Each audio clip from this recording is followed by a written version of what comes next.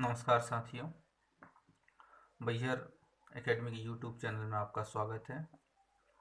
जैसा कि हमने मध्य प्रदेश की पहले की 2 क्लासेस देख चुके हैं, जिसमें हमने मध्य प्रदेश का सामान्य परिचय और मध्य प्रदेश का गठन देखा। उसके बाद तीसरी क्लास में हमने देखा था मध्य प्रदेश के सेल समूह को। उसके बाद मध्य प्रदेश के प्राकृतिक भाग पर जो क्लासेस बैहर इंस्टीट्यूट में हुई, उन क्लासेस को आगे मैं फिर से पुनः जो है अपने घर से यूट्यूब चैनल में आपके समक्ष उपलब्ध करा रहा हूँ। आज हमको मध्य प्रदेश के प्राकृतिक भागों को, जो कि हम फिर से देख रहे हैं, मध्य प्रदेश के यदि अगर हम प्राकृतिक भाग देखें तो मध्य प्रदेश के प्राकृतिक भाग 3 मुख्य प्राकृतिक भाग हैं।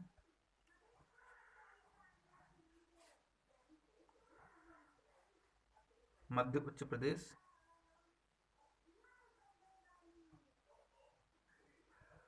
मध्य उच्च प्रदेश, इसके बाद सतपुड़ा मैकल श्रेणी,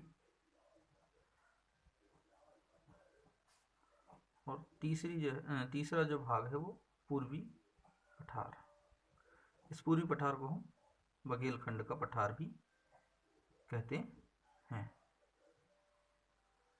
बघेलखंड का पठार कहते हैं। तो चलिए हम देखते हैं क्रम से जो है मध्य प्रदेश के प्राकृतिक भागों को। मध्य प्रदेश के प्राकृतिक भागों में जो 3 भाग हैं, मध्य उच्च प्रदेश, सतपुड़ा मैकल श्रेणी और पूर्वी पठार।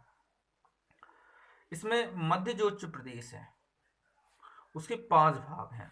कौन कौन से 5 भाग हैं देख लेते हैं हम। सबसे पहले हम देखते हैं इसमें मालवा का पठार, दूसरा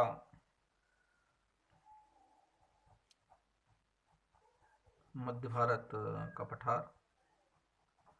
पहला हमने देखा मालवा का पठार, दूसरा मध्य भारत का पठार, तीसरा इसमें हम देखते हैं बुंदेलखंड का पठार, चौथा रीवा पन्ना का पठार। 5वां भाग इसमें देखने को मिलता है नर्मदा सोन घाटी। तो यह टोटल यदि हम देखते हैं तो ये 7 समूह हैं। 5 इसके हो गए, छठा सतपुड़ा मैकल श्रेणी और 7वां आप देख सकते हैं इसको बघेलखंड का पठार। अब इसमें से हम मालवा के पठार को देखते हैं। हेडिंग डालते हैं मालवा का पठार। ये जो पैटर्न है इसमें आप 3 मार्क्स और 5 मार्क्स और 15 मार्क्स में जो क्वेश्चन आते हैं 2019 पीएससी मेंस के हिसाब से देख लें, या फिर 2000 एमपीपीएससी 2020 के हिसाब से, जैसा भी क्वेश्चन आएगा इस पूरे फॉर्मेट को हम पढ़ने के बाद जो है उसका एक आकलन कर सकते हैं। एक हम जनरल आइडिया ले लेते हैं एमपी के नक्शे से। तो आपको मैं बतला देता हूँ कि इसकी पोजीशन कहाँ कैसी क्या है। ठीक है, ये जो हिस्सा है ये हिस्सा मालवा के पठार का हिस्सा है। ये है आपका मालवा का पठार। अब ये जो मालवा का पठार है इसकी यदि अगर हम अक्षांशीय स्थिति देखें तो यह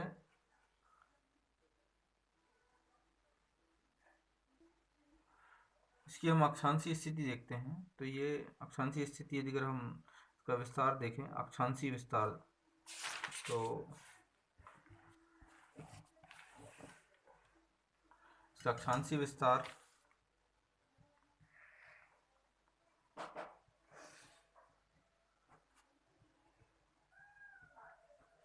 सी विस्तार यदि अगर हम देखते हैं तो 20 डिग्री 17 मिनट उत्तरी अक्षांश से लेकर के, ठीक है ना, 20 डिग्री 17 मिनट नॉर्थ लैटिट्यूड से लेकर के यह 25 डिग्री 8 मिनट नॉर्थ लैटिट्यूड तक हमको देखने को मिलता है। यदि अगर हम मालवा के पठार की अक्षांशीय स्थिति देखते हैं तो यह है 20 डिग्री 17 मिनट उत्तरी अक्षांश से लेकर के 25 डिग्री 8 मिनट उत्तरी अक्षांश के बीच है। देशांतरी स्थिति यदि अगर देखें, देशांतरीय विस्तार हम इस पठार का देखें तो देशांतरीय विस्तार इस पठार का देखने में आता है। देशांतरीय विस्तार देखें तो ये 74 डिग्री 59 मिनट से लेकर के पूर्वी देशांतर है ना, ईस्ट लॉन्गिट्यूड पूर्वी देशांतर 74 डिग्री 59 मिनट पूर्वी देशांतर से लेकर के यह 79 डिग्री 20 मिनट पूर्वी देशांतर तक इसका विस्तार है। ठीक है, एक बार फिर से रिवाइज करते हैं।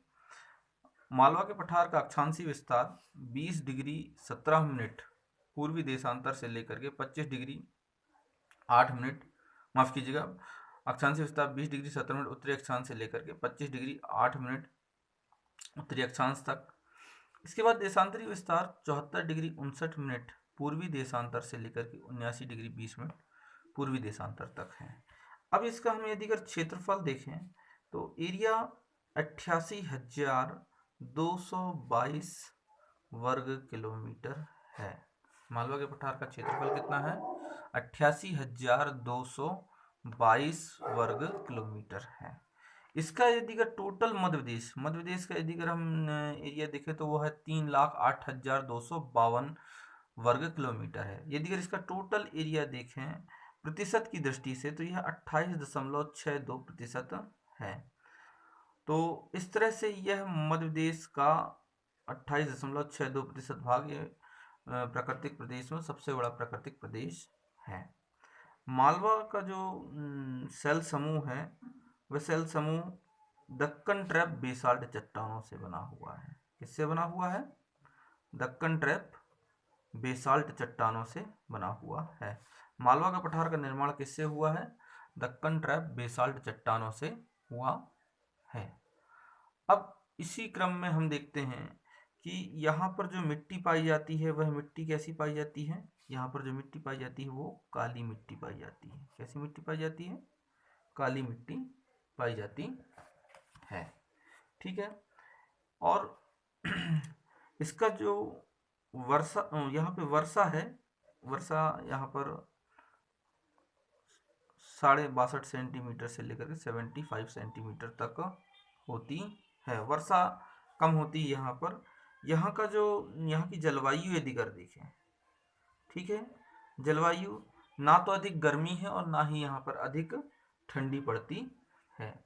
यदि अगर हम औसतन ग्रीष्म ऋतु का टेम्परेचर देखें, ग्रीष्म ऋतु का हम टेम्परेचर देखते हैं तो यह यहाँ पर 40 से 42.5 अंश सेल्सियस देखने को मिलता है। ठीक है, शीत ऋतु में यहाँ का टेम्परेचर 10 से 12.5 अंश सेल्सियस देखने को मिलता है। ठीक है, मतलब यह जो जलवायु वाला क्षेत्र है ये कैसी जलवायु वाला क्षेत्र है? समशीतोष्ण जलवायु वाला क्षेत्र है। ठीक है, मालवा की जलवायु कैसी है? मालवा के पठार की जलवायु समशीतोष्ण जलवायु है। चीनी यात्री फाहियान ने मालवा की जलवायु को विश्व की सर्वश्रेष्ठ जलवायु कहा। किसने कहा? चीनी यात्री फाहियान ने कहा। क्या कहा? मालवा की जलवायु क्या है? विश्व की सर्वश्रेष्ठ जलवायु है। ठीक है, मालवा की जलवायु कैसी है? विश्व की सर्वश्रेष्ठ जलवायु है। अब यहाँ पर कृषि उपज देखते हैं। कृषि उपज यदि अगर हम देखें तो इसके जो क्षेत्र में देखें तो यहाँ पर कपास, काली मिट्टी है तो कपास प्रमुखता से देखने को मिलता है।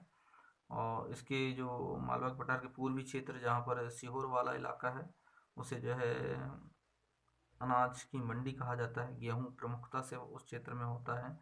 फिर यहाँ पर सोयाबीन जो है, जितना सोयाबीन मालवा के पठार में होता है वह विश्व पूरे माफ कीजिए पूरे भारत का 2/3 हिस्से में सोयाबीन का उत्पादन होता है। इसलिए मध्य प्रदेश को सोया प्रदेश भी कहा जाता है। तो प्रमुख फसल कौन कौन सी है यहाँ पर? कपास, गेहूं और सोयाबीन। ठीक है, और ये प्रमुख फसल इस क्षेत्र में देखने को मिलती है, कपास, गेहूं और सोयाबीन। ठीक है, यदि अगर हम मालवा के पठार में चोटियां देखें, मालवा के पठार में प्रमुख चोटियां, तो मालवा के पठार में 3 प्रमुख चोटियां हैं। मालवा के पठार की सबसे ऊंची चोटी कौन सी है? सिगार चोटी है। सिगार चोटी कितनी है? 881 मीटर ऊंचाई है। ठीक है, सबसे ऊंची चोटी मालवा की कौन सी है? सिगार चोटी की सबसे ऊंची ऊंचाई देखने को हमें यहाँ पर मिलती है। सिगार चोटी के बाद जो है दूसरी, पहले नंबर पे सिगार चोटी, फिर यहाँ पर है जानापाव पहाड़ी है। ठीक है, जानापाव पहाड़ी कितनी है? ये 854 मीटर ऊंचाई। कितनी है इसकी? 854 मीटर। तीसरे नंबर पे सबसे ऊंची चोटी कौन सी है? तीसरे नंबर सबसे ऊंची चोटी है धजारी की चोटी। धजारी की चोटी जो है ये कितनी है? 810 मीटर है। तो मालवा के पठार में 3 प्रमुख चोटियां, सिगार चोटी, जानापाव चोटी और धजारी चोटी। अब यदि अगर हम इसमें देखते हैं कि मालवा के पठार का जो पश्चिमी हिस्सा है, ठीक है, मालवा के पठार का जो पश्चिमी हिस्सा है, यहाँ पर यदि अगर हम फिर से इसको एक बार चित्र से देखते हैं, मालवा के पठार का ये जो पश्चिमी हिस्सा है ये वन विहीन हो चुका है। ठीक है, वन विहीन हो चुका है। और यदि अगर पूर्वी हिस्से में देखें तो यहाँ पर जो है साल, सागौन और तेंदुपत्ता की वनोपज देखने को मिलती है। कौन सी वनोपज देखने को मिलती है? साल, सागौन और तेंदुपत्ता की वनोपज देखने को यहाँ पर हमें मिलती है। मालवा का पठार किस प्रकार की चट्टानों से बना हुआ? तो यह दक्कन ट्रेप बेसाल्ट चट्टानों से बना हुआ है। ठीक है, तो इस पठार का पश्चिमी भाग वन विहीन हो चुका है। पूर्वी भाग में हम देखते हैं साल, सागौन, तेंदुपत्ता की प्रमुख वनोपज देखने को हमें मिलती है। यदि अगर हम यहाँ पर देखें तो यह मध्य प्रदेश का औद्योगिक दृष्टि से एक विकसित क्षेत्र है। ये सबसे मध्य प्रदेश का यदि अगर विकसित क्षेत्र बोले तो वह मध्य प्रदेश का विकसित क्षेत्र मालवा का पठार है। और मालवा के पठार में हम देखते हैं कि यहाँ पर जो विकसित नगर है, यहाँ पर जैसे पीथमपुर है। पीथमपुर कहाँ पर है? धार में है। और ये जो पीथमपुर है यह भारत का डेट्रॉइट कहते हैं इसे। क्या कहते हैं इसे? भारत का डेट्रॉइट कहा जाता है। पीथमपुर क्या कहा जाता है? भारत का डेट्रॉइट कहा जाता है। ठीक है, फिर इसके बाद हम देखते हैं झाबुआ में मेघनगर। झाबुआ में है मेघनगर। कहाँ पे? औद्योगिक क्षेत्र झाबुआ में है। यह प्रमुख औद्योगिक क्षेत्र है। और इसी क्रम में हम देखते हैं पीलू खेड़ी। पीलू खेड़ी कहाँ पर है? राजगढ़ में है। पीलू खेड़ी कहाँ पर है? राजगढ़ में है। यह मालवा के पठार में प्रमुख औद्योगिक क्षेत्र है। मक्सी शाजापुर में देखने को मिलता है यहाँ पर। ठीक है, मक्सी कहाँ पर है? शाजापुर में है।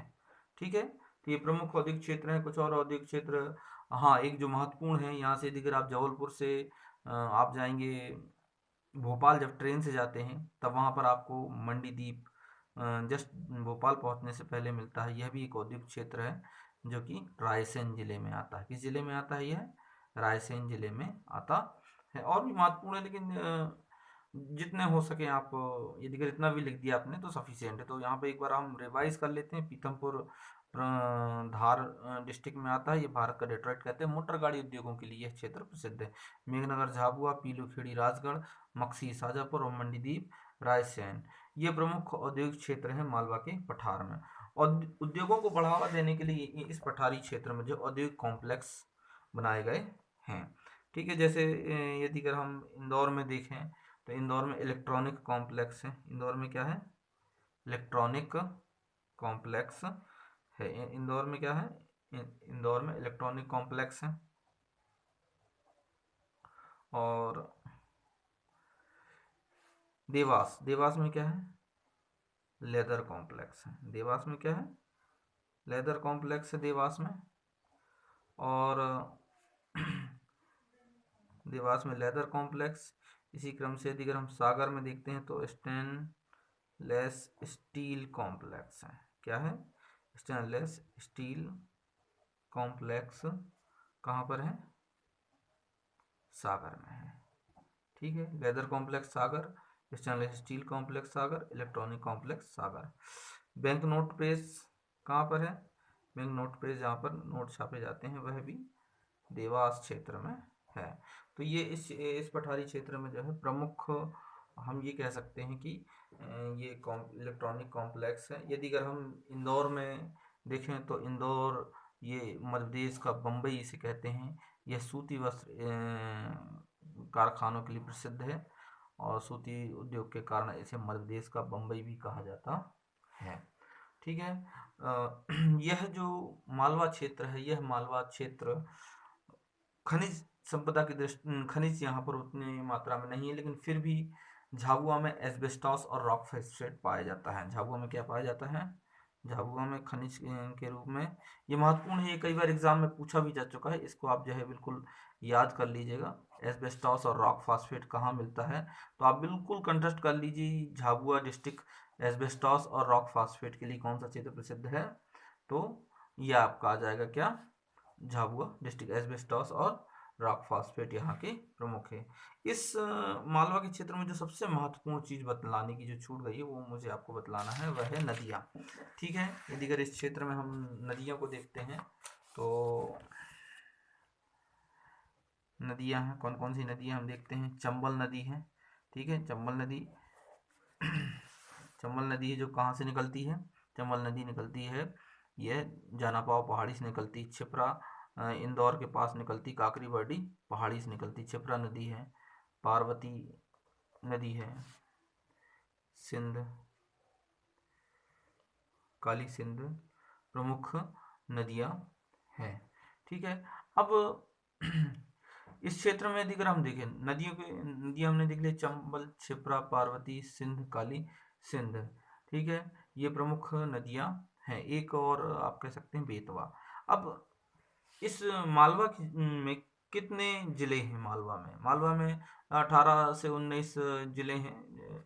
अब उन जिलों को आप लिख सकते हैं। अगर आपने मैप की स्टडी करते हैं तो इसमें याद करने की कुछ भी ज़रूरत नहीं है। पश्चिमी हिस्से में कौन कौन से ज़िले हैं उनको मैं आपको एक बार जो है ऐसा ओरली रिवाइज करा देता हूँ। महत्वपूर्ण ज़िलों को पूरे तो आप हो सकता है एक आध दो एग्जाम में भूल जाएं, लेकिन जो महत्वपूर्ण है आप ऐसा लिख सकते हैं कि महत्वपूर्ण जिले मालवा क्षेत्र के ये इस प्रकार से हैं। यदि इंदौर है तो इंदौर संभाग के आप पूरे जिलों को याद कर सकते हैं। मैंने आपको उसका एक तरीका बताया था, जादी K2 B2। ठीक है, तो इस तरह से आप 8 जिले तो जो इंदौर संभाग के लिख सकते हैं। हाँ, इसमें जो है इंदौर संभाग में जो K2 है और B2 है इसको छोड़ दीजिए, इसमें केवल जादी, क्योंकि जो खंडवा, खरगोन, बड़वानी और बुरहानपुर है ये मालवा के पठार के हिस्से में ना आकर के वह सतपुड़ा में हम उस प्राकृतिक प्रदेश में इसको देख लेते हैं। तो J फॉर आपका हो जाएगा Jhabua, A for Alirajpur, D for आपका हो जाएगा धार और I फॉर इंदौर। अब उज्जैन संभाग को आप पूरा ले लीजिए, उज्जैन, देवास, रतलाम हो जाएगा आपका। और देखिए उज्जैन हो गया, देवास हो गया, रतलाम हो गया, है ना। मंदसौर का कुछ हिस्सा आता है। मंदसौर का जो भानपुरा तहसील है वो मध्य भारत के पठार में आ जाती है। ठीक है, भोपाल में यदि अगर हम यहाँ पर भोपाल संभाग को देखें तो भोपाल, रायसेन, सीहोर है, शाजापुर है, आगर मालवा है। तो ये जो जिले हैं मतलब आगर मालवा तो उसमें है आपका उज्जैन संभाग में। तो भोपाल है, में उसके बाद हम सागर संभाग में देखो सागर वाला हिस्सा है। तो ये मालवा के पठार में ये जिले आ जाते हैं, इनको आप प्रमुख जिलों के रूप में लिख सकते हैं। तो इस तरह से 18 से 19 जिले आपके मालवा के पठार में कवर हो जाएंगे। इसके बाद आप ये भी बतला सकते हैं कि इस क्षेत्र में जो प्रमुख जनजाति है वह भील जनजाति है। ठीक है, जो झाबुआ, अलीराजपुर और धार जिलों में बहुतायत मात्रा में आपको देखने को मिलेगी। यहाँ पर भील जाति है, इसकी बहुत सारी उपजातियाँ हैं।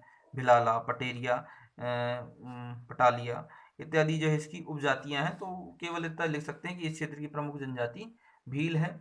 और इस क्षेत्र में दिगर कौन कौन सी बोलियां बोली जाती, तो आप बोल सकते हैं मालवी और निमाड़ी प्रमुख बोलियां बोली जाती हैं। ठीक है, इतना सफिशियंट है मालवा के पठार में। एक बार हम रिवाइज कर लेते हैं, रिवाइज करते हैं मालवा के पठार को। मालवा का पठार इसका यदि हम विस्तार देखें, अक्षांशीय विस्तार देखें, तो अक्षांशीय विस्तार 20 डिग्री 17 मिनट, ठीक है। इसका अक्षांशीय विस्तार कितना है, 20 डिग्री 17 मिनट से लेकर के 25 डिग्री 8 मिनट उत्तरी अक्षांशीय विस्तार है।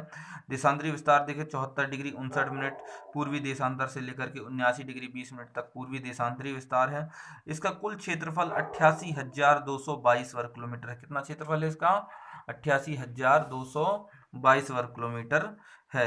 यदि कि प्रतिशत की दृष्टि से देखें तो 28.62% है। कितना है ये, 28.62% है। यहाँ पर जो प्रमुख शैल समूह वो दक्कन ट्रैप बेसाल्ट चट्टानों से बना हुआ है। ये मतलब ज्वालामुखी उद्गार से, दरारी उद्भेदन से जो है यहाँ पर जो लावा निकला, वही लावा पूरे मालवा के क्षेत्र में फैल गया, वही दक्कन ट्रैप बेसाल्ट चट्टान है। और वही दक्कन ट्रैप बेसाल्ट चट्टानों के अक्षय अपक्षय और अपरदन से बनी हुई जो है काली मिट्टी है। तो यह काली मिट्टी का प्रमुख क्षेत्र है। यहाँ पर वर्षा बहुत कम होती है, 62.5 सेंटीमीटर से लेकर 75 सेंटीमीटर तक होती है। जलवायु क्षेत्र देखें तो 40 से 42.5 अंश सेल्सियस ग्रीष्म ऋतु का तापमान है। शीत ऋतु में 10 से 12.5 अंश सेल्सियस, मतलब ना तो बहुत अधिक गर्मी पड़ती है और ना ही बहुत अधिक ठंडी पड़ती है, ठीक है। यह समशीतोष्ण क्षेत्र है। फाहियान ने मालवा की जलवायु को विश्व की सर्वश्रेष्ठ जलवायु कहा था। क्या कहा था फाहियान ने, विश्व की सर्वश्रेष्ठ जलवायु कहा था। यदि इस क्षेत्र की हम उपज देखें तो कपास, गेहूं, सोयाबीन प्रमुख उपज है। मालवा के पठार की प्रमुख चोटियां यदि अगर हम देखते हैं तो सबसे ऊंची चोटी सिगार चोटी है। इसकी लंबाई कितनी है, 881 मीटर है। दूसरी सबसे ऊंची चोटी जो है मालवा के पठार की कौन सी है, जाना पाव पहाड़ी है। तीसरी सबसे ऊंची चोटी कौन सी, धजारी चोटी 810 मीटर है, ठीक है। इस प्रकार से आगे हम देखते हैं कि इस क्षेत्र का पश्चिमी भाग वन विहीन है और पूर्वी भाग में देखें तो साल, सागौन, तेंदुपत्ता जो है प्रमुख वनोपज के रूप में देखने को मिलता है। इस क्षेत्र में यदि देखें तो औद्योगिक क्षेत्र में हम देखते हैं पीथमपुर, धार भारत का डेट्रॉइट कहा जाता है। औद्योगिक क्षेत्रों में मेघनगर, झाबुआ, पीलूखेड़ी, राजगढ़, मक्सी, शाजापुर, मंडीदीप, रायसेन में देखने को मिलता है। यहाँ पर कुछ प्रमुख इलेक्ट्रॉनिक कॉम्प्लेक्स है। Electronic complex Indore, leather complex Dewas, stainless steel complex Sagar, bank note press जो प्रमुख है वह देवास में है। यदि अगर हम रॉक फॉस्फेट देखें तो एक चीज महत्वपूर्ण थी, लेकिन सागर में यदि हम देखें तो यूरेनियम प्राप्ति की संभावना ऐसी जताई जा रही है। झाबुआ में रॉक फॉस्फेट और एस्बेस्टास मिलता है। तो इतनी बातें जो है मालवा के पठार में सफिशियंट है।